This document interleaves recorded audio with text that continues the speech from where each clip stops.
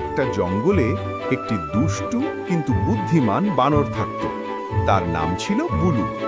বুলুর সবচেয়ে প্রিয় কাজ ছিল গাছে গাছে লাফানো আর পাকা আম খাওয়া। একদিন বুলু দেখল জঙ্গলের এক কোণে একটি বড় আম গাছে অনেক পাকা আম ঝুলছে, কিন্তু গাছটি ছিল খুব উঁচু আর নিচে ছিল একটি ভয়ঙ্কর কুকুর যে কাউকে কাছে আসতে দিত না। বুলু ভাবল, এখন কি করা যায়? সে একটি বুদ্ধি বের করল। বুলু কিছু পাথর নিয়ে দূরে ছুঁড়ে মারতে লাগলো। শব্দ শুনে কুকুরটি সেই দিকে দৌড়ে গেল। তখনই বুলু দ্রুত গাছে উঠে অনেক পাকা আম পেড়ে নিল। কুকুর ফিরে এসে কিছুই বুঝতে পারল না। বুলু গাছের ডালে বসে মজা করে আম খেতে লাগলো।